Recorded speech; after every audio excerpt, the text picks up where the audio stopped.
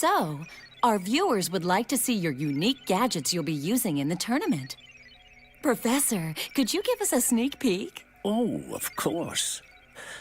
Why don't we start with this? I'm not actually using this in the tournament this time, but I'm very fond of it. Ooh! What is it? I call it a capture net. If someone gets captured with it, it will warp you to a different place. So you have to be careful. Oh, no! Oh, no! You're being captured! Oh, no. She's gone now. Oh. The Professor, who should really change his name so he's not confused with an English serial killer, shout out to anybody who gets that reference, is the inventor of the Peak Point helmets, the time station, and the plethora of ape-capturing gotcha gadgets used throughout the games. He's kind, good-hearted, a little goofy, and probably the hardest character in this series to find a good matchup for. Yes, even harder than Blandross. The Professor's only combat experience was in Pumped and Primed, and he's mostly supporting role everywhere else. I had considered just leaving him off this list entirely, but not counting Spectre, he is the reason these games happen. So I got to thinking. My first thought was obviously Dr. Light, but I already used up my 2 Mega Man reps. And the case was the same for Egad. Professor Utonium really doesn't have much combat experience at all. I'd even considered Pietro Polendina from Ruby at some point. But he also doesn't have any combat experience, much to my annoyance. And then, it hit me.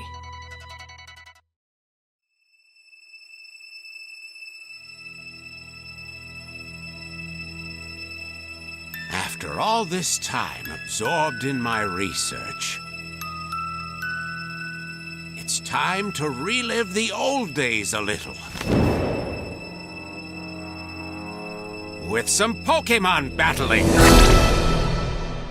Occam's razor remains as sharp as ever. Anyone who's played, watched, or knows anything about Pokémon should know about Professor Oak. He's the first person to introduce you to the wonderful world of Pokémon. He gave Ash his trademark Pikachu. He invades your mind whenever you try to use a bike indoors. He lets you name his grandson the most heinous things you can think of. He is the OG Pokémon Professor. What more needs to be said? Well, there is the fact that, he's rarely shown doing any battling, but thanks to some research from this video about what hypothetical team Professor Oak would have, I discovered that he has quite a storied past and a crazy present. He's hinted at to be a former champion-ranked trainer who had an intense rivalry with Agatha. He has an alter ego called Dr. O that he uses to compete in tournaments, and in Pokemon Masters EX, he gets partnered with Mew. You know, the DNA source that the strongest man-made Pokemon is based off of? Yeah, he has that. Even with all that, he seems to have mellowed out in his older age. He prefers research to battling nowadays, so writing him battling might be a bit out of character. But I think I figured out a workaround. Both professors deal with rambunctious animals that need catching. I figured out a pretty logical inciting incident. The professors meet with each other in order to discuss their studies and research. And a few Pokemon that Oak brought, maybe including Mew to add in that little psychic aspect, get their hands on some of the intelligence-boosting helmets the professor brought and start getting out of control. Both professors, after an initial freakout, decide to turn catching the rampaging Pokemon into a little competition. Fight! After some slapstick shenanigans, and some minor professor abuse, the two professors show off their capturing knowledge and genius minds, strategizing methods to corner and catch the Pokemon. So, yeah, instead of an actual fight, it'd be more of a friendly catching competition between a couple of old friends. No death, no major violence, just an entertaining rivalry between two experts in their field.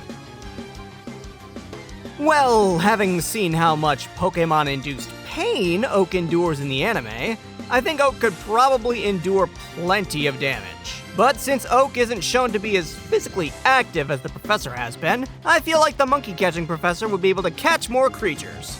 And hey, it'll give the professor a crazy story to tell to his old high school bud Colonel Campbell. I am still not over how that is canon.